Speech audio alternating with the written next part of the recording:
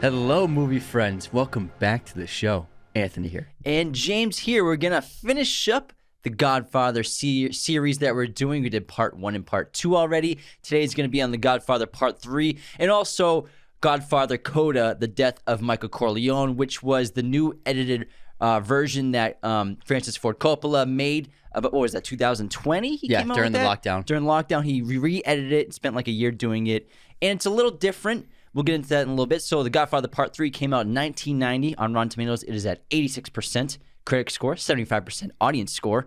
IMDb, it is a 7.8. Metacritic, it is 60%. And it follows Michael Corleone, now in his 60s, as he seeks to free his family from crime and find a suitable successor to his empire. This film had 7 Oscar nominations with 0 wins.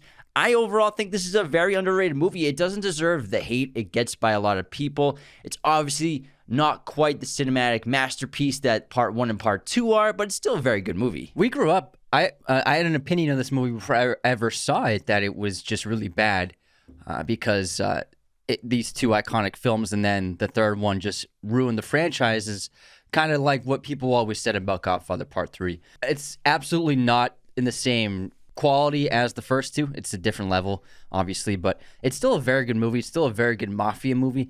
There are a lot of issues with it. We'll get into that as well. And it's not the same caliber of film. I think there are a couple of things that right off the bat, Coppola did this movie for money, just like he did, ironically, the first one for money, because he had made a film before this, a couple of years before this, and his production company funneled most of his money into it. And that movie tanked. So he was desperate for some cash, and then Paramount was like, "Let's make Godfather Part 3." They knew he was desperate, and they squeezed him. And so that's why Just like Corleone squeezes everybody. Yeah. So that's why he made this film, kind of like a cash grab to basically save his finances. So that's also like the artistic integrity wasn't fully there, although he did make I think the movie is very good. And also, I think the biggest glaring difference between this film and the other 2 is the cast. You're missing Tom Hagen especially, but it didn't, because there weren't as many of the previous characters that we had seen in the other 2 films. It felt like a kind of like a different movie. It didn't really feel like it was in the same realm of those stories. So I think that a completely new cast, nearly entirely new cast, aside from Talia Shire and Al Pacino and Diane Keaton. Otherwise, it's a completely new cast of characters. True. I think what's so strong about the first 2 are the phenomenal lead performances. Part 1 is obviously Brando and Pacino. Part 2, Pacino and De Niro, as well as all the supporting characters. And Part 2 has probably some of the best acting. It had 5 Oscar nominations for acting just in that one movie. Whereas Part 3 in Coda, Pacino's back as Corleone, but he's a different version of Corleone. And, Pacino, he didn't agree with the interpretation of Michael Corleone in this film. But obviously, he's like, fine, I'll take the $5 million. We'll make this as well. Even though he wanted like $7 million and 6% of gross. And keep in mind, $5 million was the budget of the first movie. And this is 1990, so it's still a lot of money. So obviously, $5 million is probably what, like 10, 15 million easy probably around today. 15, yeah. So I think everyone in this movie did it for the money. And again, it's still a good movie in the sense of that, and besides the fact of that, but still, I don't think the interpretation of Michael Corleone is exactly what I would imagine for part 3 of the storyline, because, you could say, obviously, maybe having kids changes everybody, but he already had kids at the point in part 2. But like to say, would Michael be a man of grief and guilt and want to try to save his soul? Maybe, who knows? But, it's an interesting take. I think I agree with Pacino that I would have gone a different direction with Corleone in his later years. And also, like, we have those 2 great characters in the first 2 films, besides the supporting cast and supporting characters. Andy Garcia is great as Vinnie Mancini. I think he's an awesome character, but he's Sonny. He's Santino. Of course, there's a transformation by the end of the film where he becomes more like Michael, but for the most part, we have Pacino playing a lesser version of Michael Corleone, and then Vincent Mancini isn't as great a character as Vito in the first 2.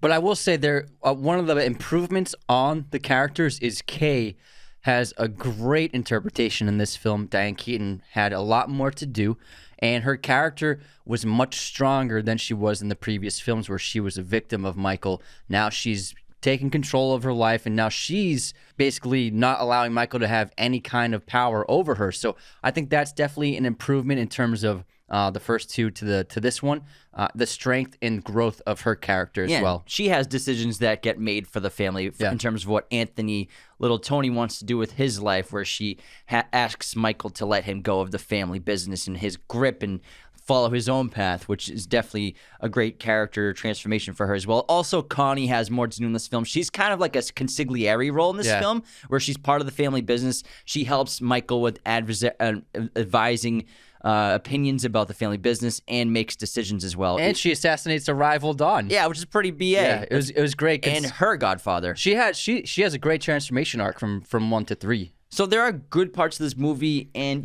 cons for sure, which we'll get into. But before we continue, the best way to support Raiders of the Lost podcast is to become a patron at patreon.com, where you get awesome perks like our podcast schedules, personalized videos, Patreon shoutouts on the show, weekly bonus episodes that all patrons have access to. Godfather tier patrons get their own personal Patreon episode. Oh, yeah. And we also do a monthly Zoom call, which the Godfather and I Drink Your Milkshake tier have access to. We also launched our podcast masterclass online course last year. So for anyone who wants to start a podcast or improve their current podcast, our 22 chapter, 46 video lesson course will give you all the secrets behind the scenes of our show. The link is podcastmasterclass.teachable.com, or go to our website, raidersoftheLostpodcast.com. It's right there on the homepage. Thanks for tuning in around the world, wherever you're listening.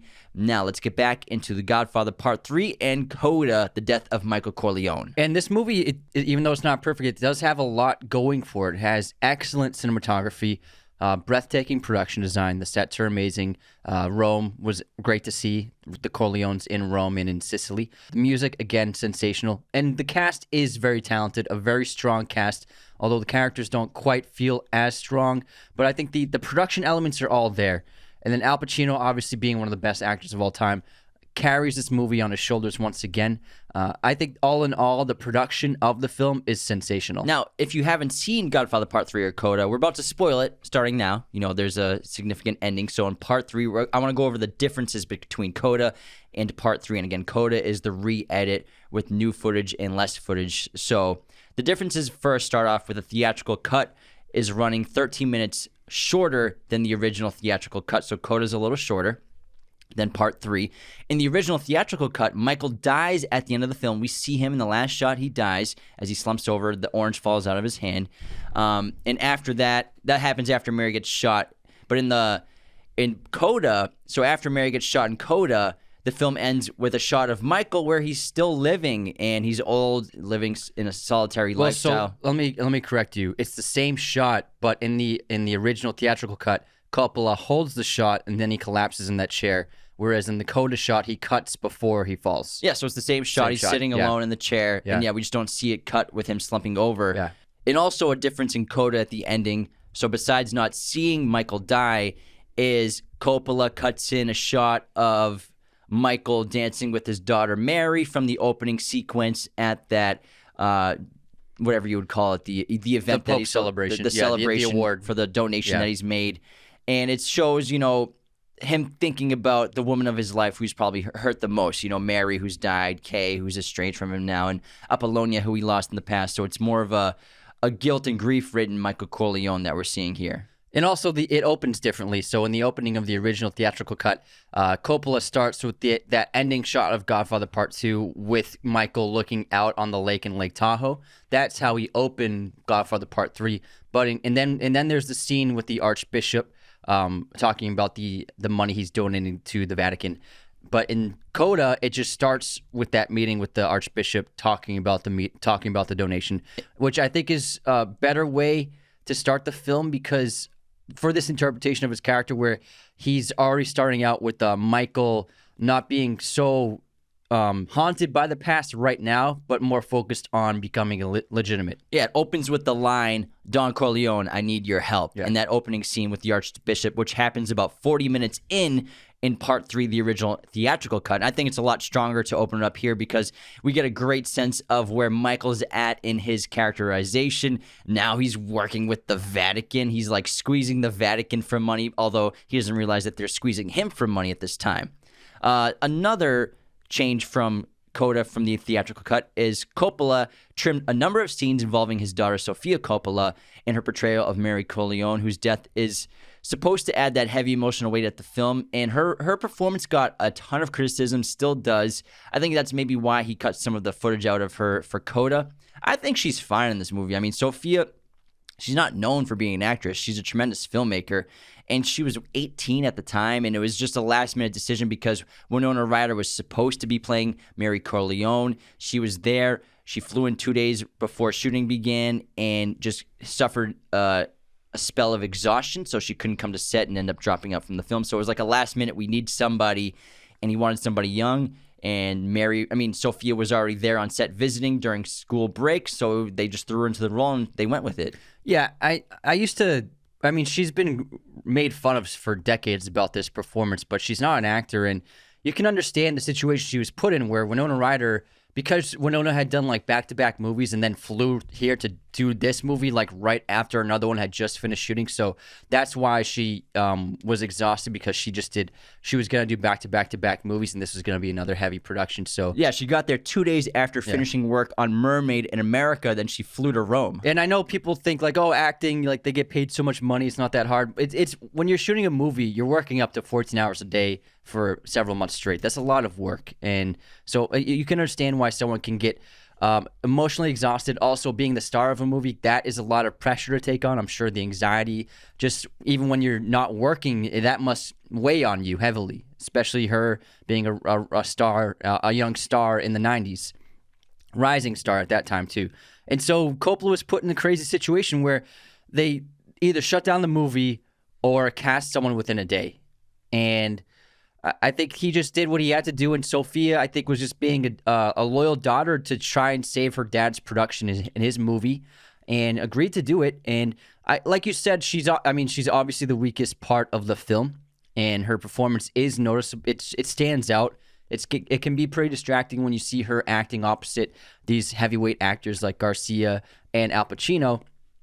But ultimately, like, you can't knock her for like trying to help her dad out in a big situation, because a lot of people said it was nepotism at first, but they didn't realize what the story was with Winona Ryder. So I think Coppola and Sofia were obviously blamed for like using nepotism to try and make his daughter famous. But in reality, he was just trying to salvage the mess that had happened because Winona backed out last second. Exactly. Sofia Coppola never wanted to be a famous actress. That was never her goal in life. Her goal in life was to eventually become a filmmaker, and she's an Oscar-winning filmmaker and one of the best working today. So it's kind of like the Corleones. It's the family business. Coppola's got a family business here. Godfather's always been a family business. Yeah, I mean, his sister's Talia, and then the music was done by his dad. He coded the music in the second and third. No, the third one, Nino Rota. I don't think he didn't do this. Oh, not at all. Yeah, so it was just his father. I can't remember his last name Coppola, obviously.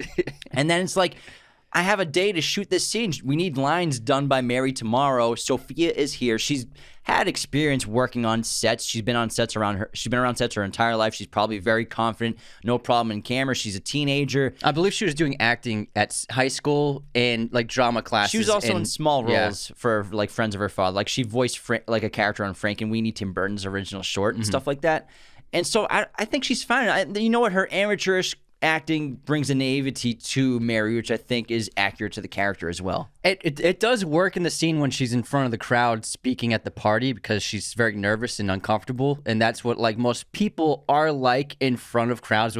When public speaking is one of the greatest fears of people, even if they don't know it because they never done it. But when you speak in front of a group of 200 people, most people become extremely nervous, lose their train of thought, and just become very uncomfortable. So it worked in that scene. In the absence of Robert Duvall, like Anthony brought up earlier, as Tom Hagen is really felt in this film, as he was obviously the consigliere. He was a part-time Don of the family, and he's essentially, Michael Corleone calls him a brother in the second film. Whether he's using that to manipulate him or not is your interpretation. But, he's a very strong and moral, emotional counterpart to Michael in the first two films. And the reason why Robert Duvall did not come back into the film was really money. He was offered $1 million by the studio, by Paramount, which he turned down in order to recreate his role with Tom Hagen. Duvall did not feel that the proposed salary was commensurate with that of Al Pacino and Diane Keaton, Al Pacino was getting $5 million, Diane Keaton was getting $1.5 million, and the character of Tom Hagen was subsequently written out. Duvall later defended this opinion, explaining that making money was the only reason to produce that Godfather movie after so many years, which is accurate. It's just to make money. You know, it's kind of like cash grab. Like cash grab, like we see a lot basically every month this year. Every week. This year and decade in Hollywood is a constant cash grab. You know, it's unfortunate. And then they kind of tried to supplement the role a little bit by having Tom Hagen's son, Andrew Hagen, is in the film. He's a priest who ends up working at the Vatican, and also Tom Hagen's wife is in the film. But it's so odd when Michael goes and says hi to them and Tom's not there. And he has a new lawyer as well. And the actor, I mean, he's fine, but he's not Robert Duvall. Like, I can't even remember the guy's name in the movie. And there's nothing quite memorable about him, whereas Duvall has always had such a commanding screen presence, even in the other Godfather movies, around that gigantic cast of heavyweight actors. So I think that it was a mistake of Paramount to not give Duvall what he wanted. They underestimated how important he was to the story, how important he is to Michael, and how important he was to fans of the movies. I think Tom Hagen is absolutely one of the favorite characters for everyone. He's essential. He's part of the Corleone blood family. Even though he's not blood, he's essentially blood to the family. You know, loyalty is as thick as blood for the Italians and Sicilians. You know, he's committed to the family for 40 years, and when you have a new lawyer, it just doesn't, like, when he's sitting with his lawyer in these scenes, it's like that this lawyer's kind of a stranger. He's not a part of the family. It's like Michael can't really trust this guy. It's not someone who wants to see everything go as well as possible for him. And not to say that every decision or piece of advice Tom Hagen has for Michael and the Corleones and his family is always the right thing. It's still great to have a moral person in Michael's ear. The discussions they have about the situations and decisions that have to get made by Michael are really some of the best scenes in the first two films. Yeah, 100%. And so, I'm sorry. I was going to say the budget was $54 million and the gross was $136 million worldwide. So it made money, but it's clearly probably not enough for Paramount to want to continue the franchise any further. They could have bumped it up to $60 million to pay Robert Duvall. Oh, for sure they could have. That would have been fine. And he probably and wanted $3 million. I'm sure if he was in the trailer, people would have been more likely to see it. The movie would have been better. And then I think people would have more likely been wanting to see it if they knew that Duvall was in the film as well. Because if he was in this, he would have been like a co-character lead with Michael Corleone for sure, which would have been interesting. It would have been him, Vinny, and Tom, which I think would have been a much better storyline. As most of you know, Anthony and I are both glasses wearers, and a better night's sleep is one of the main reasons why we're so excited to be partnering up with our new sponsor, Felix Gray, and their blue light glasses, which are not only the best quality on the market, but also the most stylish, and filter out 15 times more blue light than their competitors. Check out Felix Gray's entire line with our special link, FelixGrayGlasses.com/Raiders.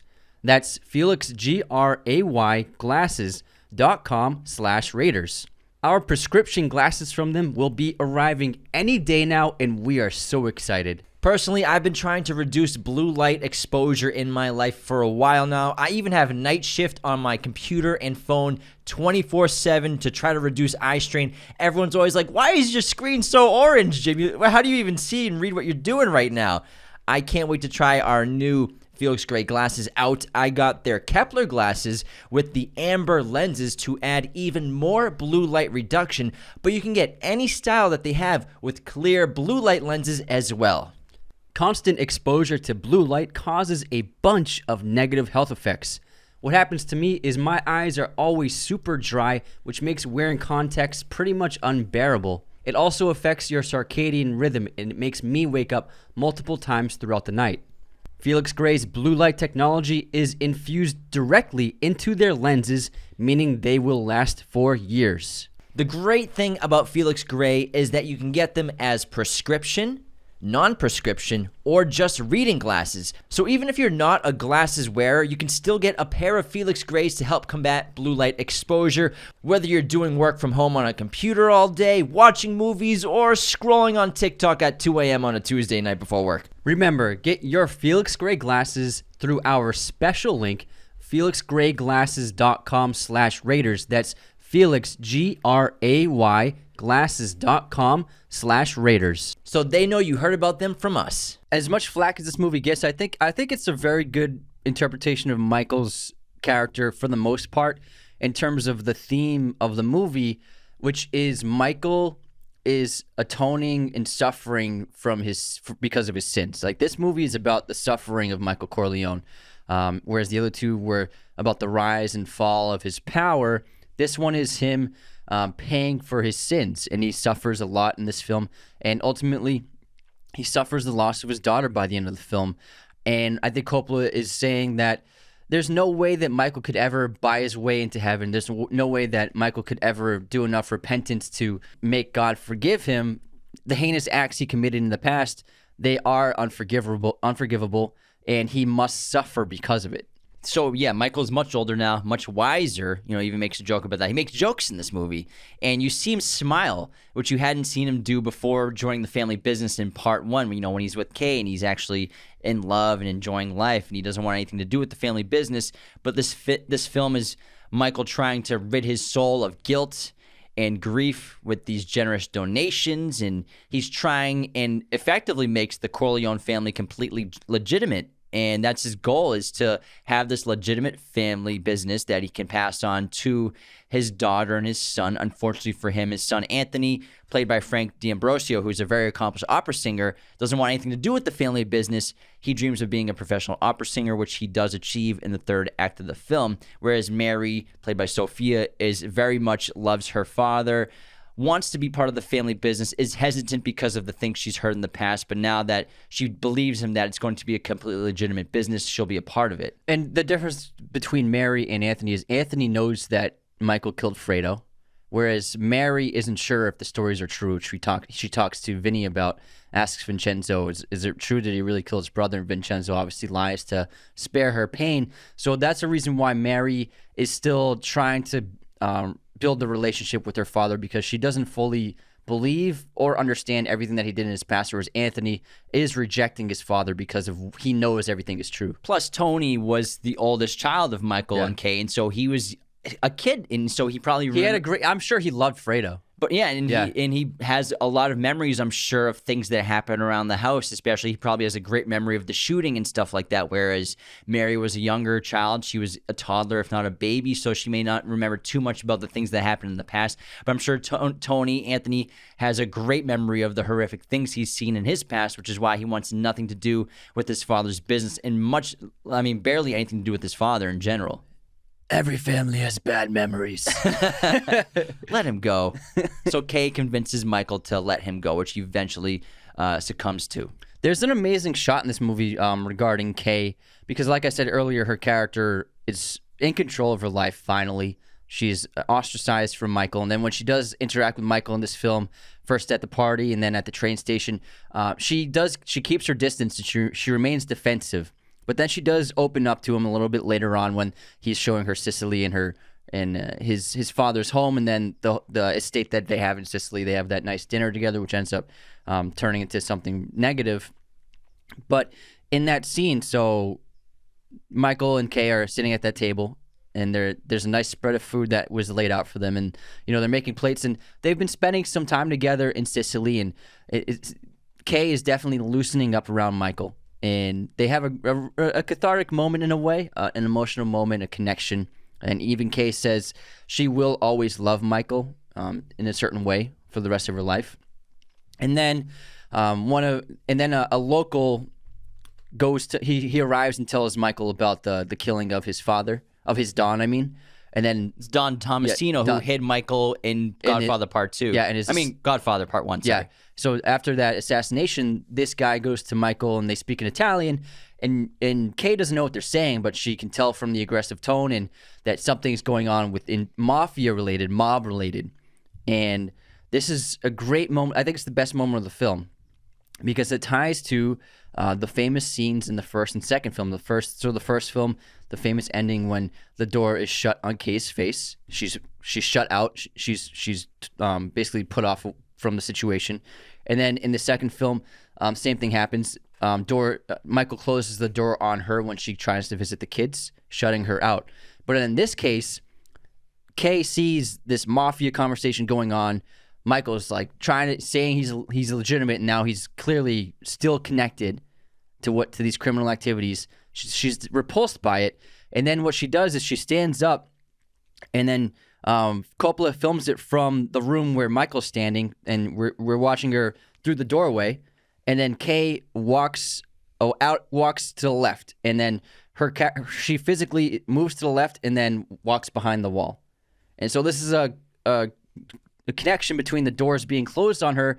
She's exiting frame, and the wall ends up covering her, but she's closing herself off from Michael. She's leaving, and she's closing the door this time on Michael. Because she says what she says, it never ends. Yeah. I think it was a great connection to her character, her most famous scenes in the other two movies. The Sicilian nature in all these films of revenge and getting revenge for loss of pain, of yeah, you know what I'm trying to say. Yeah, loss. So this film has a couple great points and plots going on. So Michael Corleone, besides being older and wiser and going through this stage of guilt and grief and trying to rid his soul of his sins, he's very vulnerable. He has health issues. He has diabetes.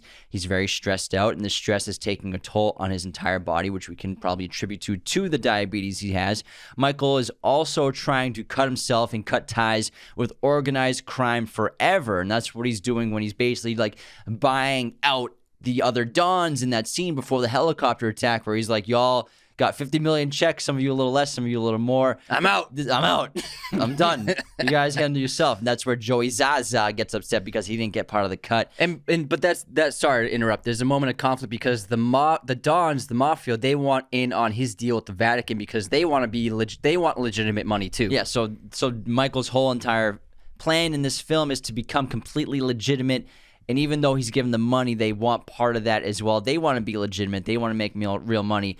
And the whole plot with the deal with the Vatican is so fascinating, and it's based loosely on real events that happened in 1978 with the Pope of John Paul I, who only was Pope for, I think, 31 days or something like that, which is the shortest papal reign of all time. And the papal banking scandal of 1981 to 1982. And also this theme of a new generation taking over. Do you think that Pope was assassinated? Who knows? I mean, people believe he was murdered, but there are different conspiracies of why he was murdered, but who knows? Because the Pope in this movie is. I know, that's right. That's based on that. Yeah. It's loosely based on it. It's crazy. That's crazy. Same Pope. Yeah, same I name. never knew that. Like I didn't know that was real. And so Archbishop Gilday, who is the Archbishop we meet in the beginning of the film in Coda, but who's the Vatican banker, he's in charge of the Vatican bank, and he's as corrupt as they come. And him, along with Licio Lucchesi, and then also Don Altobello. So the men in that room when they have that meeting in the Vatican, the first meeting in Rome, they've created an enormous money laundering scheme where they've stolen hundreds of millions of dollars from the Vatican bank. And in order to fix this error and so that no one notices what happened, they're trying to get Michael Corleone to invest $600 million into the Vatican bank, which will just be a direct deposit to the Vatican to fix all the losses that they say they've made because of bad decisions, but it's really just to hide all the money that they've stolen.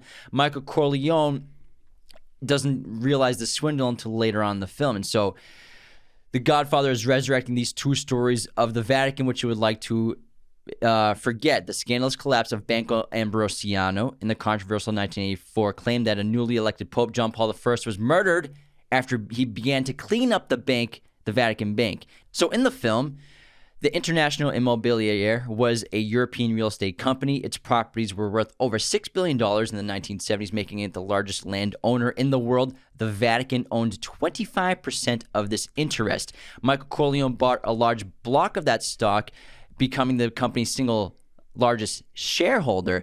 But then the Vatican asked him to buy even more in their stake in the company, which was worth $600 million. And this acquisition would make give Corleone control over Immobilier. However, the Immobilier deal was really an elaborate swindle concocted by the company chairman Licio Lucchesi, who we assume is just in charge of this situation. He had stolen that fortune from the Vatican Bank with the help of Archbishop Gilday and accountant Frederick Keinzig. And Keinzig is the guy with the glasses who hangs himself at the end of the film, or he gets hung at the end of the film. I think he gets smothered, and then they hang him to make it look like suicide, which actually happened to a real person connected to this entire situation in the real world. And they intended to use Michael's investment to cover all of their tracks And then their plan was to assassinate Michael Corleone so that they could completely cover their tracks. So they'd have the $600 million in the bank to cover the losses, to hide the fact that they stole all this money from the Vatican bank. And they hired that farmer assassin with his son to take out Mosca, which is a great. I love how him and it's like the family business, and he's like bringing his son on this mission. Like imagine like the train, like that's a movie. Like a father assassin, they live on a farm, and he like trains his son all his life to be a perfect assassin as well. It could be, and it's really interesting to watch Michael with the Archbishop because they're in a negotiation. It's just wild to see the Don Corleone negotiating with the Vatican and the Vatican banker. In a way, he's more powerful than ever. Yeah, and the Archbishop ups him up to $600 million, which Michael concedes and agrees to because Michael thinks that this is going to be a good thing. He's helping out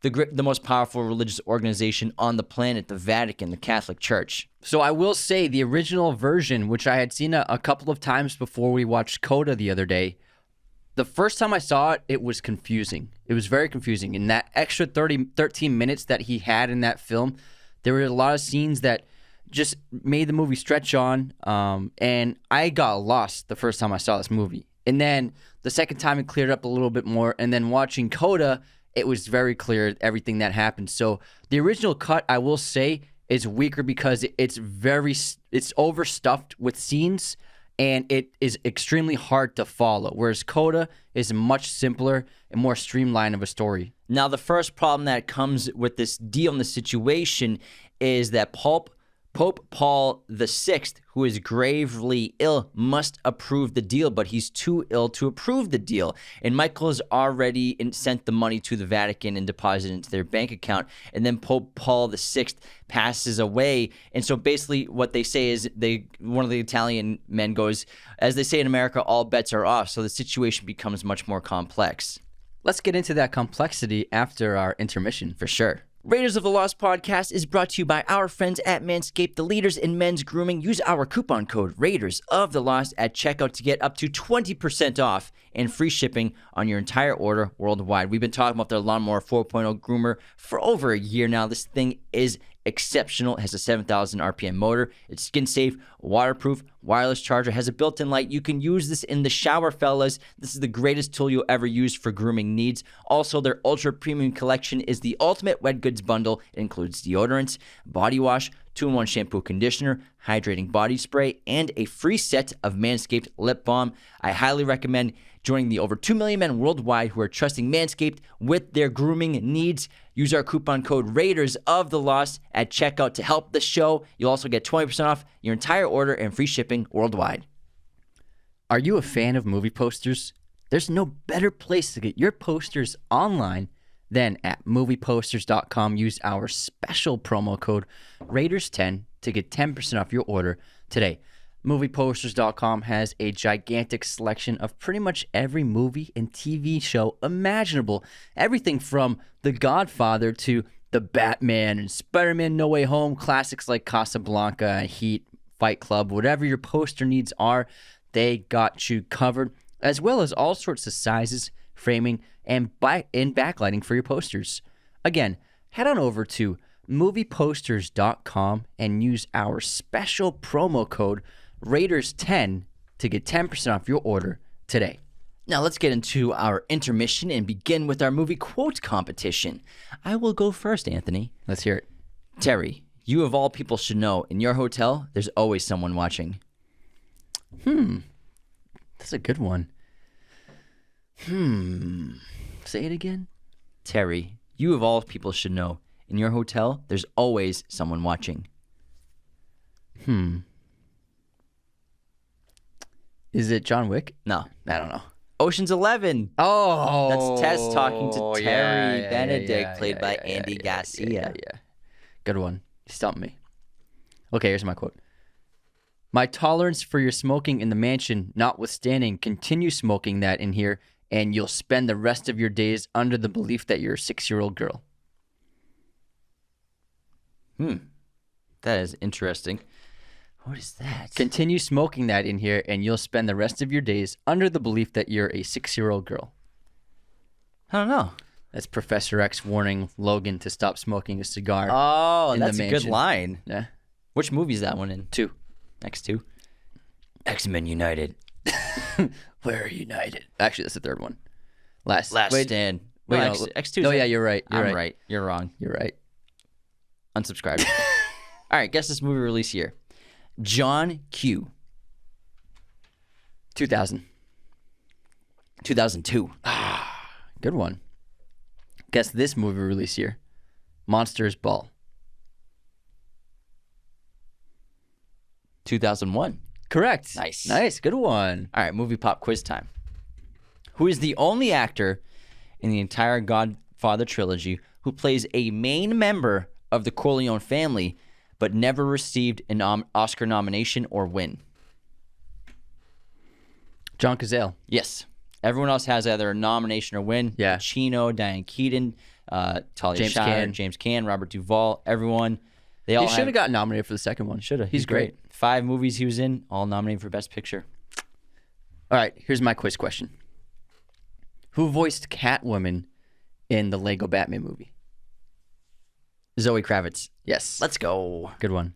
All right, what do we got for haters this week? Anyone good? Any We got some unsubscribes? haters. We got some haters. Oh, I hope so. No, unsubscribers. I couldn't find any actual haters this time. Oh, then why'd you, so everyone, you just lied to us. everyone's been very kind lately. I think it's they just love us so much. All right. Batman Who Laughs. How can you mention Mark Hamill but didn't mention Zach Galifianakis from the Lego Batman movie as the Joker? Unsubscribed. Is he? Oh, that's right. Dawson Jalaquier said that Jalaquier, he said that what's the difference between what do Denis Villeneuve and I have in common? And I said what? We're both French Canadian and you pronounce our names incorrectly, which is a hate crime. So unsubscribed. And then we have our fans made a bunch of memes for our roast episode, and then RyeGuy17 wrote no Dune memes, unsubscribed. And then Preston Gear wrote not a single foreign film in the Empire magazine's top 100 films of all time, unsubscribed. And then there's a top comment that really cracked me up. I posted a clip about Catwoman, and we were talking about how impractical Halle Berry's costume was. It's just like a bra in leather pants. And Jamel is Mr. City wrote, what's the problem? Walks up to Halle. I just stole something and need to be wrestled to the ground. Her, not again. And biggest support of the week, we had a new Godfather tier patron today, right? This morning? Jimbro Braggins. Wow. Just joined our Patreon Godfather tier as a fan of the show, and we appreciate your support so much. Incredible. He picked an excellent movie for us to review in our podcast episode for him. What movie did he pick for his Godfather episode? Primal Fear. Oh, hell yeah. With Edward Norton and Richard Gere. Richard Gere. We cleared that up last week. Gere. So Jimbro Baggins, thank you so much, pal. You're the best. Your free sticker is on the way, and your episode will be out in a couple of weeks. Now, on this day in film history, today is March 17th. In 1960, one of the first French New Wave films, Breathless, directed by Jean-Luc Godard, is released in France. In 2000, Aaron Brockovich and Final Destination are released. In 2006, V for Vendetta is released. In 2017, Beauty and the Beast is released. And happy birthday to Kurt Russell and John Boyega. My streaming recommendation is Crimson Peak, which just got added to Netflix. Did I say Pink? Crimson Peak. Guillermo del Toro film. Love it. It's pretty great little ghost story. A lot of fun. Visually stunning. Yeah, it's really cool movie. I picked The Fly, David Cronenberg's body horror movie on Amazon Prime with the incomparable Jeff Goldblum. What a crazy Jeff movie Goldblum. that is. It's wild. He turns into a fly. Like it's nuts. It's crazy. It's pretty gross. It's very like cheesy but fun, like 90s, 80s horror. Yeah. Like it's so fun. It's great. It's a good time. Now let's get back into The Godfather Part 3 and Coda, The Death of Michael Corleone. And I would say we should probably start talking about Vinnie Mancini, who is probably, you could argue, the lead character of this film besides Michael Corleone for sure. And he steps up as the new Don in this movie, but at first, he's anything but a Don. He's a total badass, I think, played by Andy Garcia.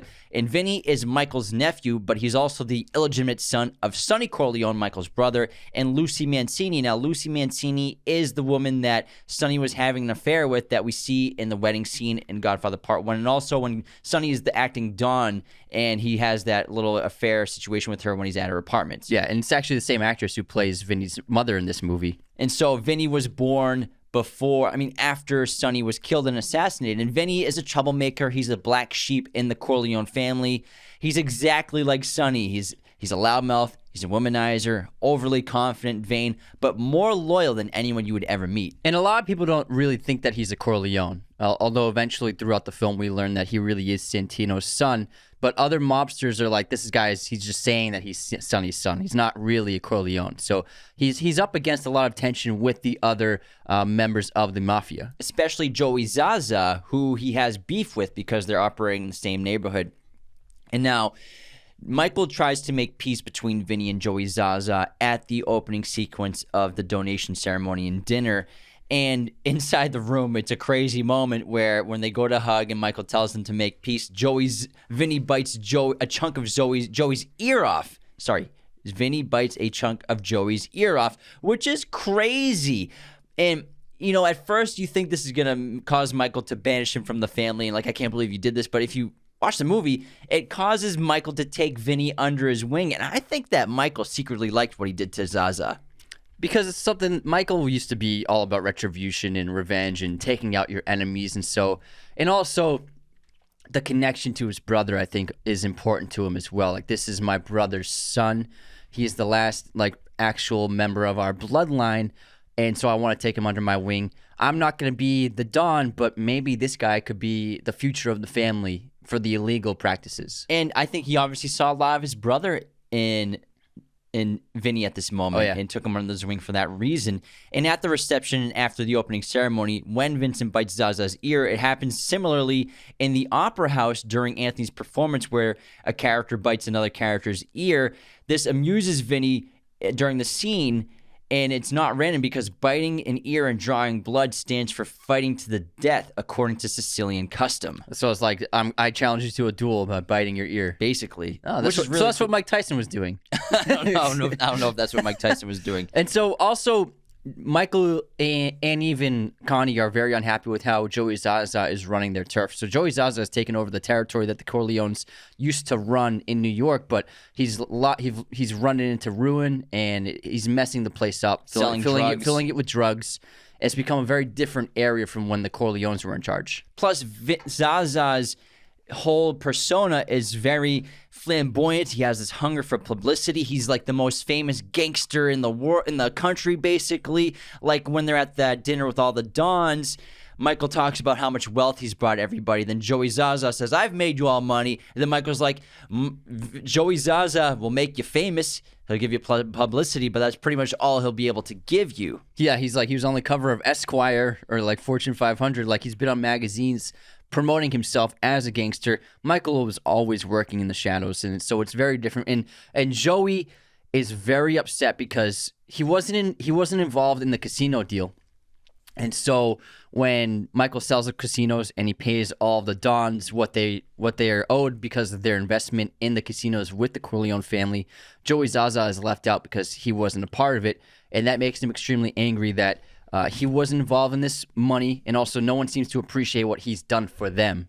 And Joey Zaza, he wants revenge for this situation, and he walks out that door of that meeting saying, "You've all made enemies and you've chosen a side." And then we have the crazy helicopter machine gun assassination of all the Dons, except Vinny, with his quick thinking, is able to save Michael Corleone and get him out of that situation. And so that puts the stress of the situation, you could argue, puts Michael into a diabetic coma. Again, like I said, the stress of his entire life has been taking an extreme toll on his entire body. And, even the Cardinal mentions that later on during his confession. And so while Michael is in this coma, Joey Zaza and Connie give him the approval to take out... Vincent and Connie give Vincent the approval to take out Joey Zaza, which Michael did not want to happen because, as Michael is telling Vincent, Joey Zaza would not be capable of this kind of action. He doesn't have the ambition, the resources, or the balls really to pull off an assassination of all these Dons at the same time. So Michael understood that there's no way it was Joey Zaza pulling the strings here. There's someone higher up. But Vincent, because he's a hothead, because he's like his father, makes a mistake here and takes out Joey Zaza, which ended up being a benefit for Lucchesi and Archbishop Gildoy. Because they're the ones who wanted to kill Michael. Then they're the ones who wanted to take out Joey Zaza at some point. Yeah, so Vincent did it for them. But the Joey Zaza assassination scene is really great. I love this because it's during the Italian Street Festival, and when you watch it, it's so similar to the assassination by Vito on Fanucci during that Italian Film Festival. It's the same kind of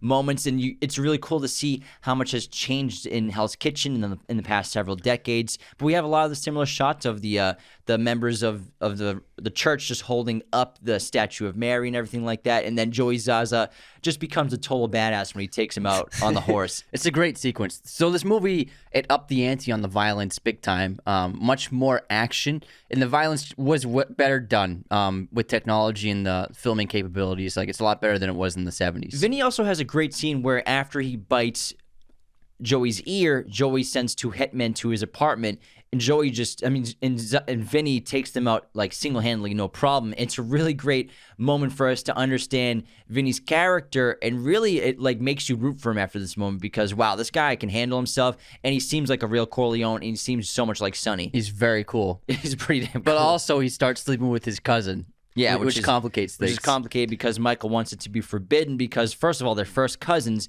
but second of all, as he tells Vinny, your enemies will come after those you love, and it's too dangerous to date I keep messing Mary. Names up. To date Mary. You're talking too fast, bro. I know, I'm just too Slow excited. down.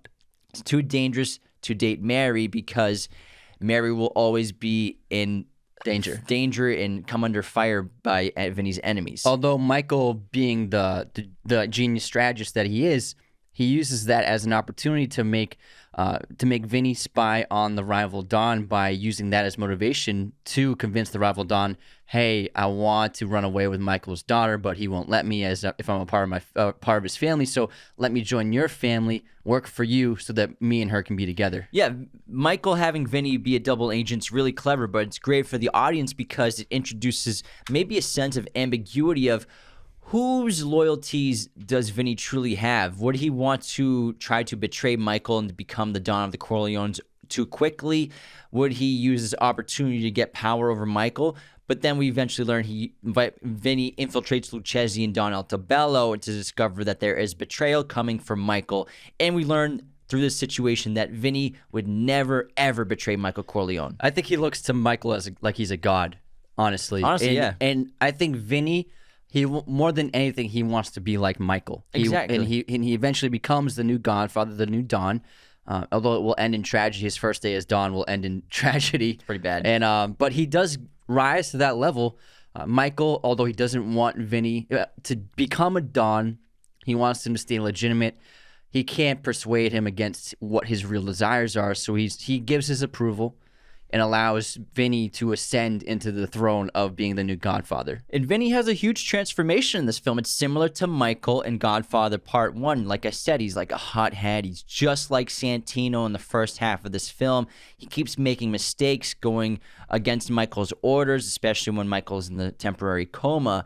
But Vinny constantly gets advice from Michael throughout the film. You know, he's like, when he snaps out, Vinny is told by Michael, don't ever let anyone else know what you're thinking, even if it's someone you trust or you think you trust. And by the end of the film, once he becomes... It's the same thing that Vito did to Santino in the first movie.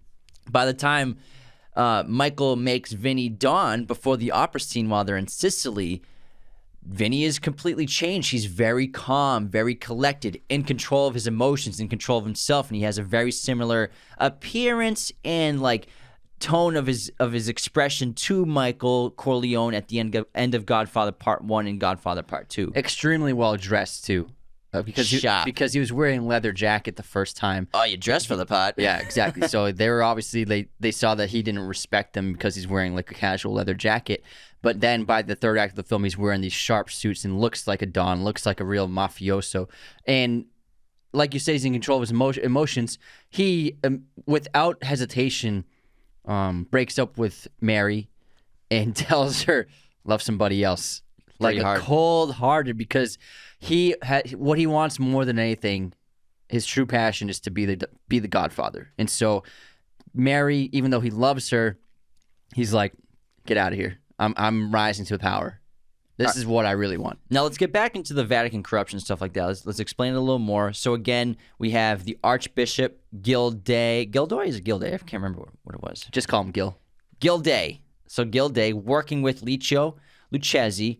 Lucchesi and Gilday were afraid that Vatican officials would notice the missing hundreds of millions of dollars that they were stealing. And they, again, convinced Michael Corleone to purchase the Vatican's 25% share in Immobiliare.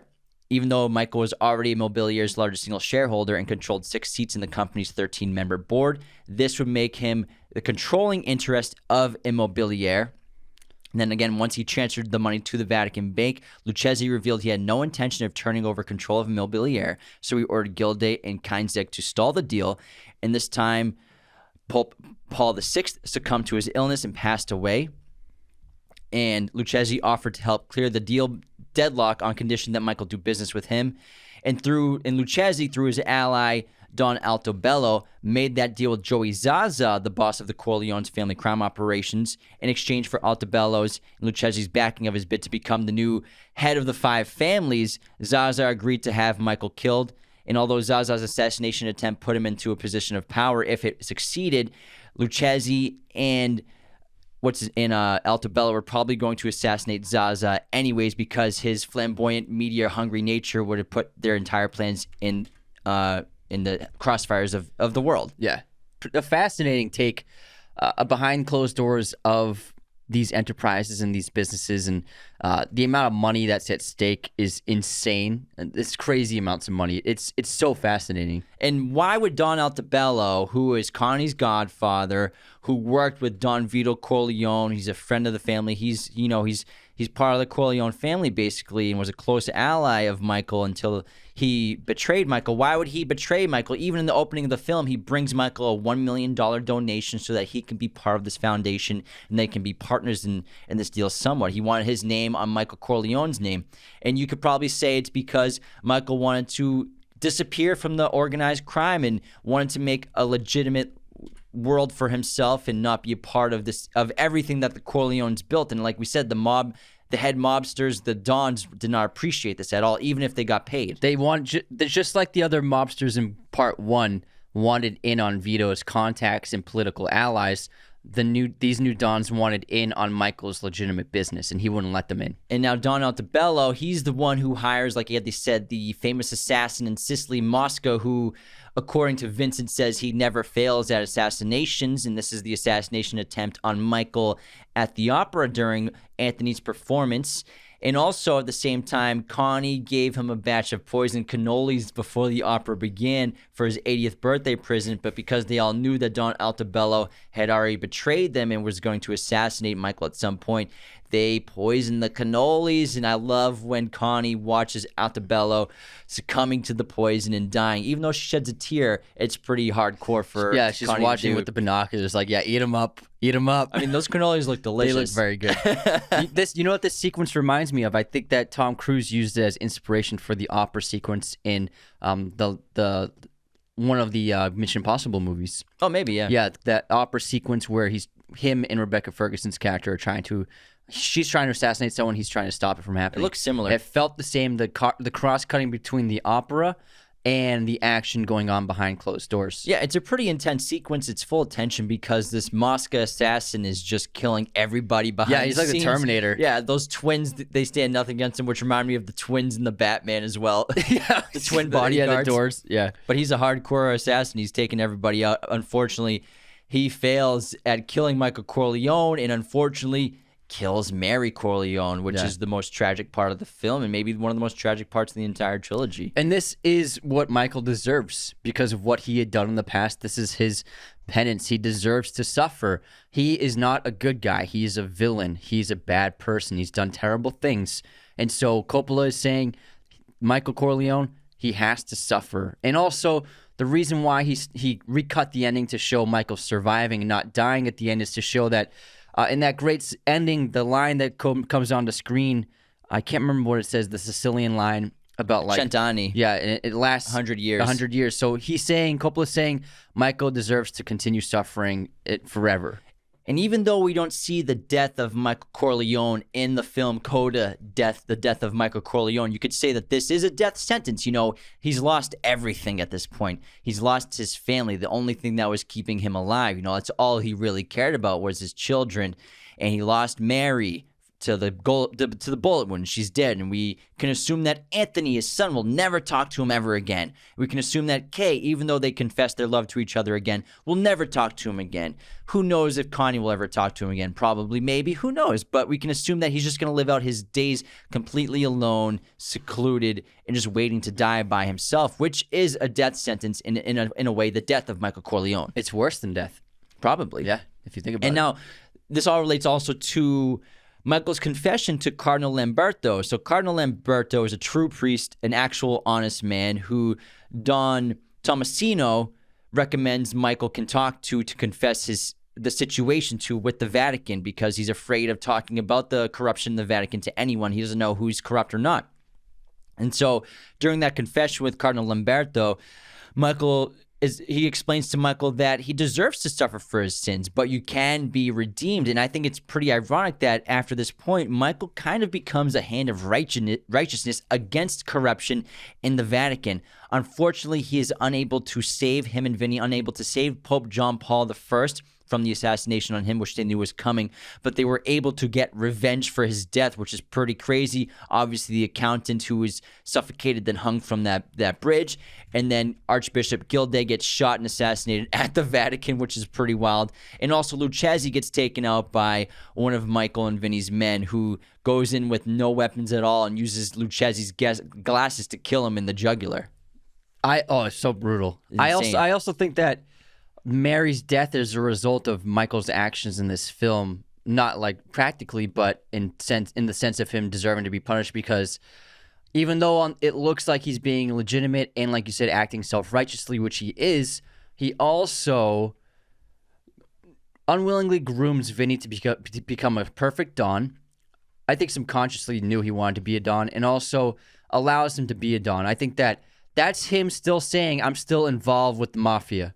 By allowing Vinny and giving him the permission to become the Godfather, he's basically saying, I'm still involved.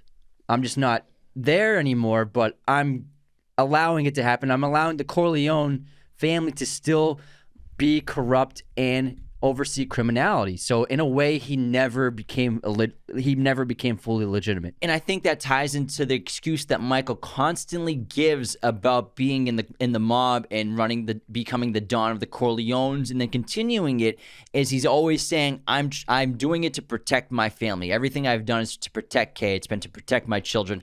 I'm grooming Vinny to become Don, and I make him Don to protect my family, which inevitably and ironically ends up with destroying his family. Yeah. So it's always an excuse that he has. He was never legitimate, even though he said he was. I think that he's still acting.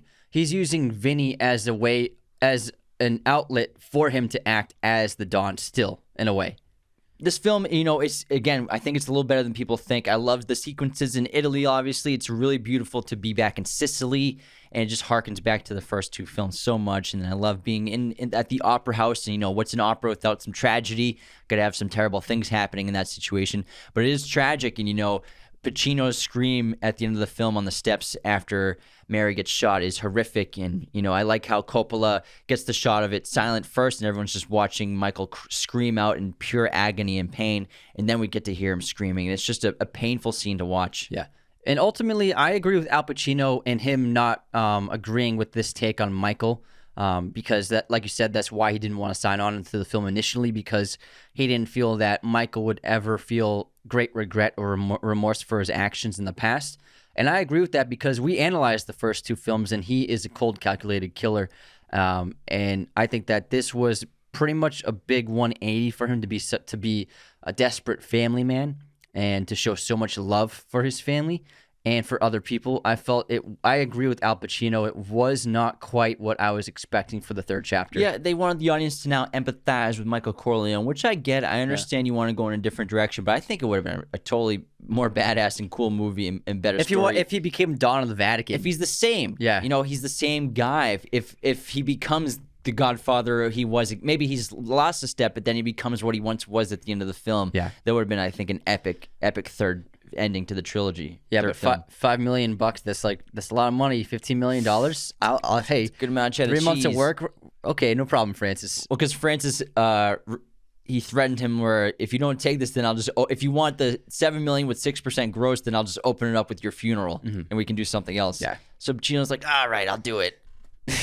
So overall, pretty solid movie. You know, it's good. It's not Godfather Part 1, not Godfather Part 2, but it's very good. It's good. It's very good. Yeah. Now, what do you got? Some trivia going on? Yeah, can see you're I got just some. Anxious to say some stuff. I'm ready. Go. So Al Pacino and Diane Keaton actually dated on and off for several years after making the first film together, ultimately breaking up for good when Diane Keaton wanted a serious long-term relationship and Pacino did not. He wanted to be a bachelor. This led to a lot of friction when they first arrived on the Godfather set for Part 3 because they hadn't actually seen each other for several years. And like their characters, they were able to get past the issues of their past in real life. Catherine Scorsese, Martin Scorsese's mother, has a cameo in The Godfather Part 3. She is one of the women who stops Vincent to complain about the poor care of the neighborhood. She can also be seen in another gangster film, Goodfellas, in the larger role as Tommy DeVito's mother. Sofia Coppola had to redub about 20% of her original dialogue for the final cut after a disastrous early screening for the New York press in 1990, where many of the critics singled out her performance as being distracting and bad. According to an interview in Entertainment Weekly, she said her greatest vocal challenge for the role was getting rid of her Valley Girl LA accent and correctly pronouncing the name Corleone. Francis Ford Coppola once admitted that he was still unhappy over the final result of The Godfather Part 3 because of lack of time to write the script. According to him, he wanted $6 million for the writer, producer, and director fee in 6 months to write the script. Instead, the studio gave him only $1 million in fees and only 6 weeks to work on the script in order to meet the Christmas 1990 release date. He also regretted that the character of Tom Hagen had to be written out of the script because the studio refused to meet Robert Duvall's financial demands. Again, a lot of times studios just want to get that release date. 6 weeks to Yeah. write a script for a 2-hour and 40-minute movie of the tough. Godfather trilogy. It's That's tough. not a lot of time. Yeah. So, I mean, he did the best he could. Because of the popularity of the 2 earlier Godfather movies, Frank Sinatra reversed his anti-Godfather stance and expressed interest in playing Don Altobello. He lost interest because of the size of the paycheck for the role, and it went to Eli Wallach. Sinatra got his role in From Here to Eternity when Wallach backed out because of the low pay for that movie. I got Eli Wallach on my wall right here. Oh, yeah, there he is. He's in The Good, the Bad, and the Ugly. The ugly. That wraps our entire film of The Godfather Part 3, and that wraps the Godfather trilogy on the show. Wow. I'm sure we'll talk about these at some other point in time, but it was a lot of fun to finally talk about these movies. We've been saving them for a little while, and we really hope you enjoyed these amazing pieces of cinema as much as we do. We have some excellent episodes coming up very soon, so keep tuning into the show. Thank you to all of our patrons for supporting the show, and see you next time. Thanks so much for tuning in to Raiders of the Lost podcast. Be sure to subscribe if you're new. Hit the like button, leave a comment. Find us on all audio streaming platforms, Spotify, Apple Podcasts, Google Podcasts, wherever you listen to podcasts, you can find us. Find us on Twitter, TikTok, Instagram, Raiders of the Lost podcast. Be sure to check out one of these other videos right here for more content on our favorite films and breaking down all kinds of movie content. Thanks so much.